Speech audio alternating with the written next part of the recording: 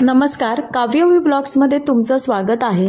तर मला आज असं वाटत आहे की उद्या महाशिवरात्री आहे, तर त्याबद्दल मला काहीतरी तुम्हाला दाखवायचं आहे, जे म्हणजे माझ्या जीवनामध्ये जे खूप सुंदर असं महादेवांच्या कृपेने झालेली घटना।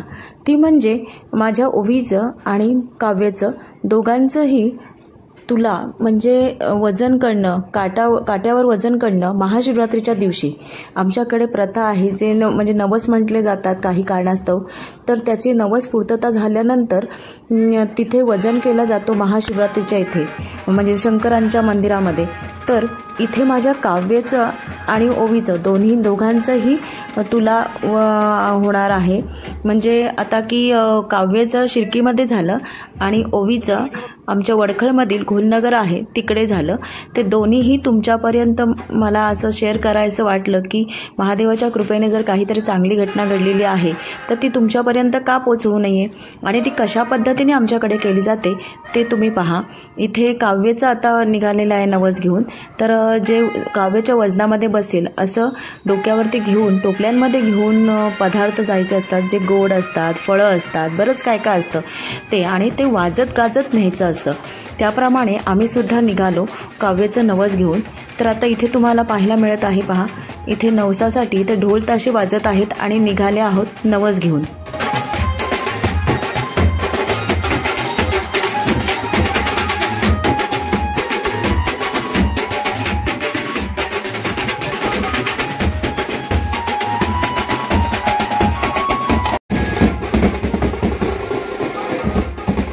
आणि इकडे ओवीचं नवस निघालेला आहे, तिथे सुद्धा ढोल ताशाच्यात नाचत गाजत निघालेलो आहोत घोलनगरला घेऊन। आणि ज्यांचे नवस असतो त्यांना पांढरे कपडे घालून त्यांच्या गळ्यामध्ये हार घातला जातो आणि त्यांना तिथे नाचत वगैरे नेतात। आता काव्य मोठं असल्यामुळे त्याला चालतच व्यवस्थित असं, पण पूर्ण असं ढोल ताशाच्या गजरामध्ये नेलं गेलं। आणि ओवीला सुद्धा, दोघांना सुद्धा इथे छान असं आम्ही नवस पूर्ण करण्यासाठी गेलो होतो। इथे ओवीचं नवस नेण्यासाठी आता ओवीला तर उचलून घ्यावं लागेल, पण तिला सुद्धा हार घालून आणि पांढरे कपडे घालून, ते ज्यांनी नवस म्हटलेलं असतं त्यांनीच ते कपडे द्यायचे असतात। तर हे माझ्या आईने नवस केलं होतं आणि काव्याचं सासूबाईंनी केलं होतं, त्यामुळे काव्याचं नवसाला सासूबाईंनी सगळं साहित्य आणलं होतं आणि ओवीच्या नवसाला आईने आणलं होतं। हा काव्य आमच्या गावामध्ये मंदिर आहे, तिथे पहिले नमस्कार करायला जातोय आणि नंतर मग शंकरांच्या मंदिरामध्ये जाणार आहे। पण शंकराच्या मंदिरामध्ये जायच्या अगोदर फेऱ्या घातल्या जातात 7। त्या फेऱ्या घातल्यानंतरच त्यांचं वजन म्हणजे तुला किंवा आमच्याकडे काट्यावर वजन करणे असे म्हटलं जातं। त्यात इथे फेरी मारताना तुम्हाला दिसत आहोत आम्ही, जे काव्याला घेऊन, आता काव्याच्या गळ्यात सुद्धा हार आहे, तो सुद्धा त्याला घालून, त्याला टोपी घालून गोल गोल शंकराच्या मंदिराला गोल फेऱ्या मारायच्या आणि मग नंतर त्याचा आतमध्ये तुला होणार।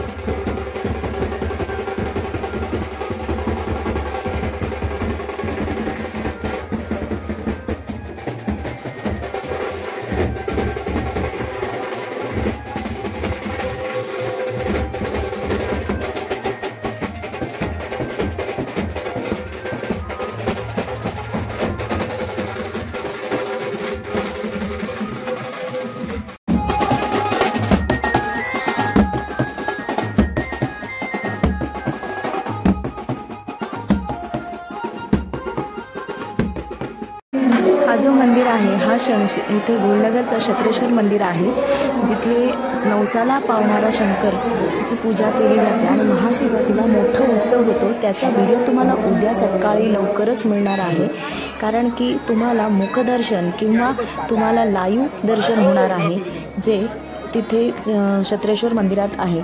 इथे पहा वजन केलं जातं ओवीचं, आणि जेव्हा वजन केलं जातं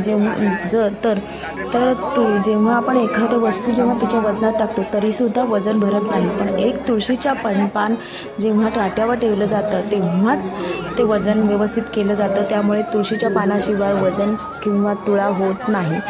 त्याप्रमाणे इथे ओवीची तुळा केली जात आहे।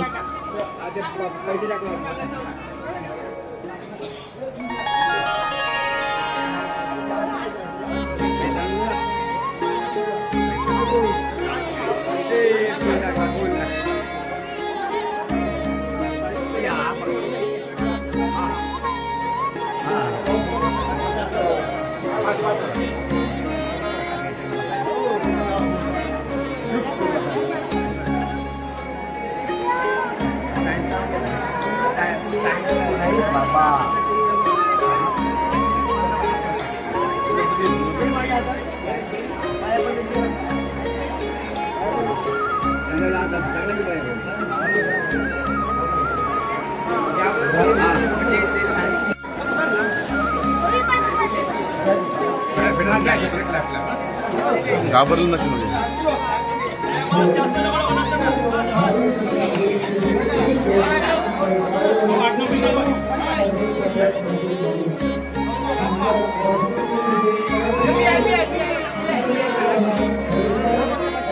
अरे वा वा झोपाला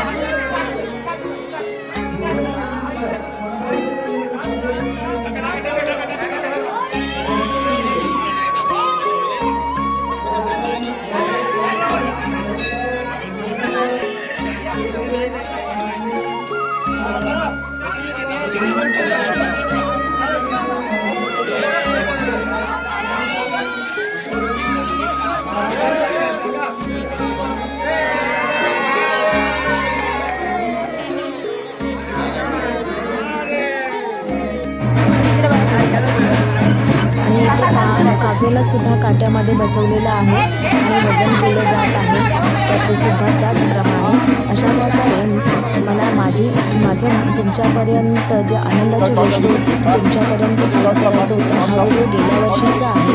गेल्या वर्षी हा आमचा काहीतरी कार्यक्रम झाला होता, म्हणजे असं नवस पूर्तता करण्यात आली होती.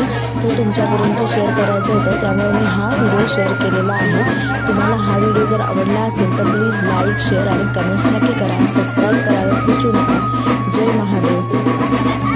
ओम नमः शिवाय. आणि तुम्हाला सर्वांना महाशिवरात्रीच्या हार्दिक शुभेच्छा.